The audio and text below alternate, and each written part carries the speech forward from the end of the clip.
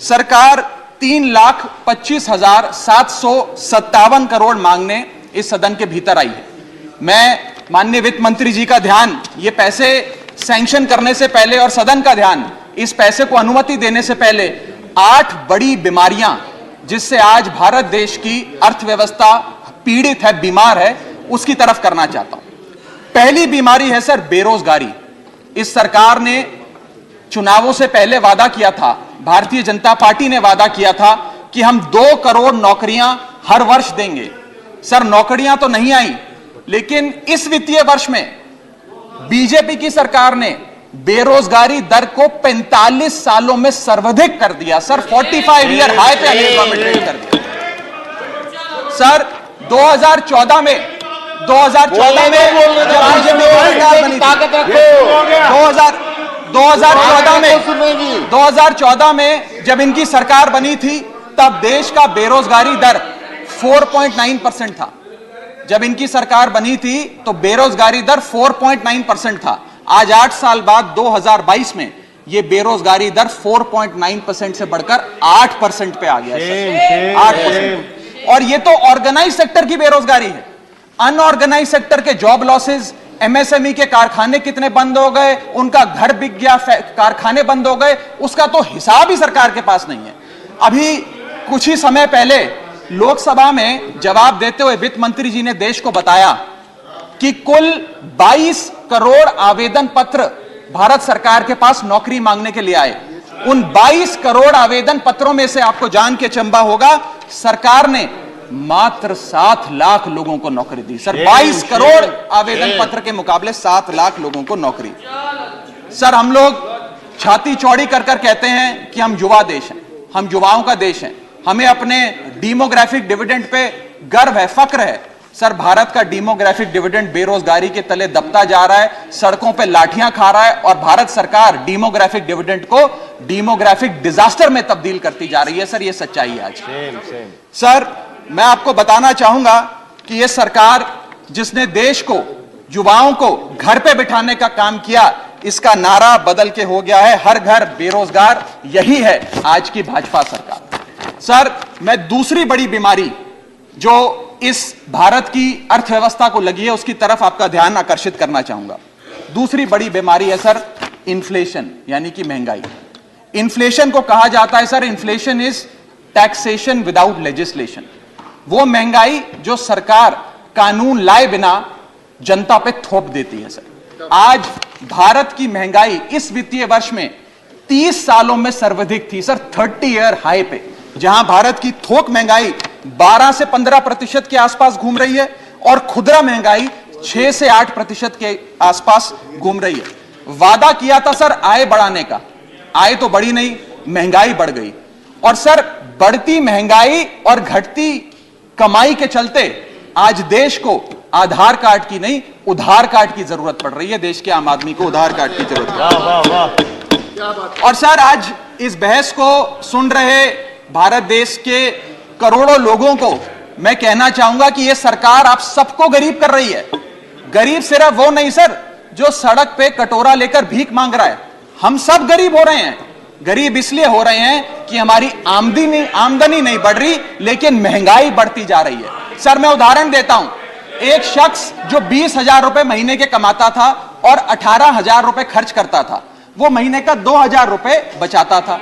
आज उसकी आमदनी 20 की 20 है, 20,000 है, लेकिन खर्चा 18,000 से बढ़कर 25,000 करोड़ हो गया।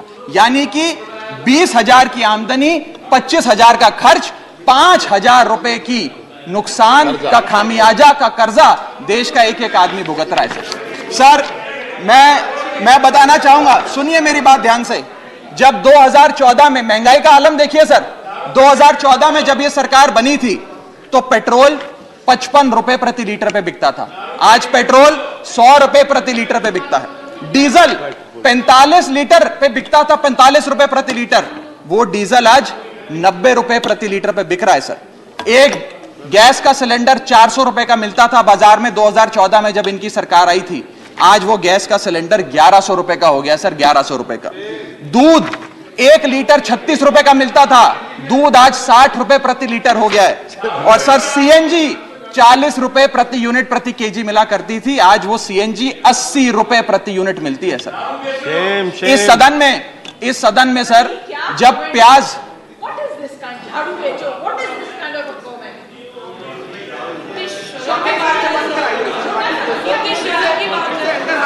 सर आपका प्रोटेक्शन चाहिए, आपका प्रोटेक्शन चाहिए सर, ये बात सही है सर। प्रोटेक्शन चाहिए। तो मैं इसे देखिए सर आप चलो बोलो सर बोलो चलो बोलो बोलो बोलो sir sir sir sir sir जब देश में I am not yielding but sir इस देश में जब प्याज के दाम 100 रुपए प्रति केजी के ऊपर हो गए और इस सदन में हंगामा हुआ तो माननीय वित्त मंत्री जी ने कहा कि मैं प्याज नहीं खाती, तो मुझे उनके भाव से प्याज की कीमतों से कुछ लेना देना नहीं है। ये मेरा विश्वास है सर कि माननीय वित्त मंत्री जी आटा, चावल, दाल, दूध, दही, पनीर तो अवश्य खाती होंगी, क्योंकि इन सब के भाव बढ़ गए।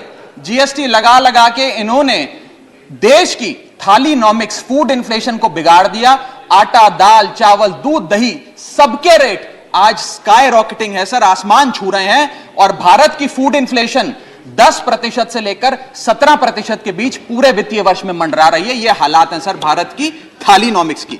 मैं बताना चाहूंगा सर कि इस सरकार ने अमीरों को अमीर और गरीबों को गरीब करने का काम किया।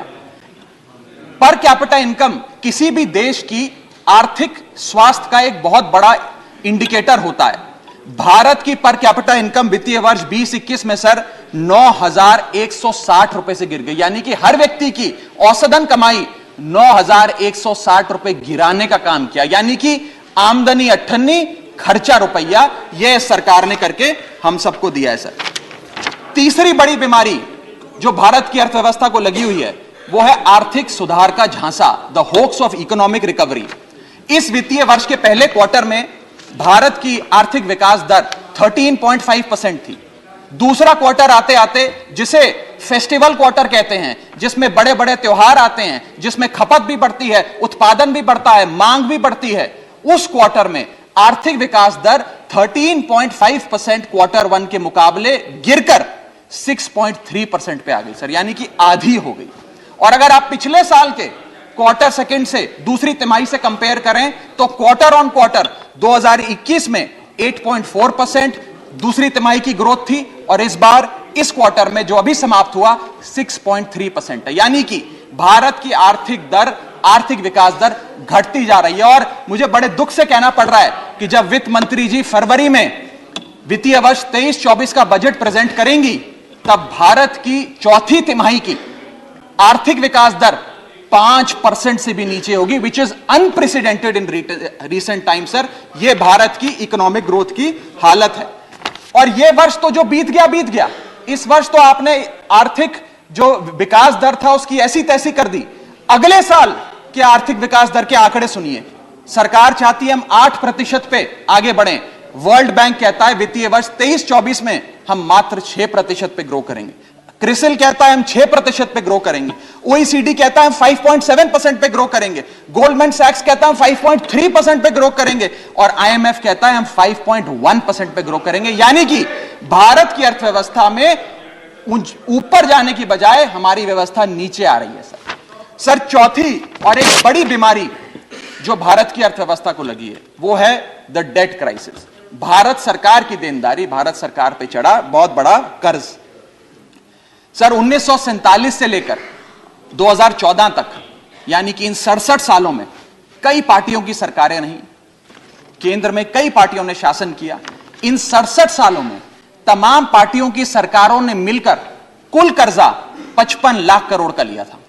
और बीते 8 सालों में 2014 से 2022 में इस बीजेपी की सरकार ने कुल कर्जा 85 लाख करोड़ रुपए लिया। यानी कि एक तरफ 67 सालों का, बीते 67 सालों का 55 लाख करोड़ का कर्जा, और इस सरकार ने अकेले 8 सालों में 85 लाख करोड़ रुपए का कर्जा ले लिया।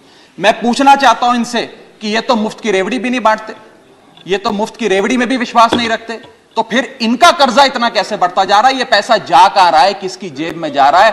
दोस्तवाद की नीति के तहत कौन से इनके दोस्त हैं जिन्हें फायदा पहुंचाया जा रहा है? ये मैं पूछना चाहता हूं सर 2014 में जब भाजपा की सरकार बनी तो government debt to GDP ratio 40% था, मात्र 40%। आज government debt to GDP ratio इस देश में 90% छू रहा है सर, 90%। और इस देश की डेट की स्थिति बढ़ाकर 1,55,000 करोड़ का 1,55,000 करोड़ का कुल कर्जा इस देश ने लिया सर। पांचवी बीमारी जो भारत की अर्थव्यवस्था को लगी हुई है, पांचवा बड़ा रोग, किसानों का संकट। सर मैं बताना चाहूंगा कि बड़े बड़े उद्योगपतियों के, अपने दोस्तों के बड़े बड़े लोन्स इन लोगों ने माफ कर दिए, लेकिन भारत देश के किसान की जो कर्जा था, जो डेट था, वो पिछले 8 सालों में 53% बढ़ा है, कम नहीं हुआ सर, 53% इंक्रीज हुआ है, जिसके चलते आज एवरेज फार्मर डेट, पर फार्मर डेट इस देश की 74,000 रुपए, यानी कि 74,000 रुपए का कर्जा आज देश के हर किसान के सर पर है सर। अगर किसान अपना कर्ज का भुगतान नहीं करता तो उसके नाम के नोटिस चिपकाकर किसान की बदनामी करती है यह सरकार, और बड़े बड़े उद्योगपति जो लाखों करोड़ रुपए डकार गए, उन्हें बिजनेस क्लास में बिठा के देश से रवाना करती है सर ये सरकार। सर आज हमारा देश का अन्नदाता, देश का किसान जो हमारा पेट भरता है, जो हमें खाना देता है सर, आज वो जहर खाने को मजबूर हो गया है। एनसीआरबी का डेटा बताता है कि वित्तीय वर्ष 21-22 में 10,851 किसानों ने आत्महत्या करी। यानी कि इस देश में औसत रोज के 30 किसान आत्महत्याओं की आती है, 30 किसान रोज इस देश में आत्महत्या कर रहे हैं। हम आजादी का अमृत महोत्सव मना रहे हैं and 30 farmers per day in this country commit suicide sir. Sir मैं अपने ट्रेजरी बेंचेस पे बैठे मित्रों को यह भी कहना चाहूंगा कि किसान भोला है, भुलक्कड़ नहीं है। वो ये नहीं भूला कि 1 साल आपने उसे खुले आसमान में सड़कों पे आंदोलन करने के लिए उतारा था, जिसमें 800 से ज्यादा किसानों की शहादत हुई सर।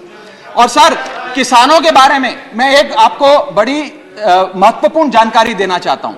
किसानों की आय दुगनी करने का वादा सरकार ने किया था कि हम बढ़ाएंगे और दुगनी करेंगे। आय दुगनी करना तो छोड़ दीजिए, स्टैंडिंग कमेटी ऑन एग्रीकल्चर की रिपोर्ट बताती है कि 4 से ज्यादा राज्यों में आय बढ़ाना तो दूर, 30% किसानों की आय घट गई सर, बढ़ाना तो दूर की बात। आय किसान की घटाने का काम इन लोगों ने किया, और एक ऐसे दौर में जब भारत की रूरल इन्फ्लेशन भारत की अर्बन इन्फ्लेशन से ज्यादा है, यानी कि गांव में रहना महंगा है शहरों के मुकाबले।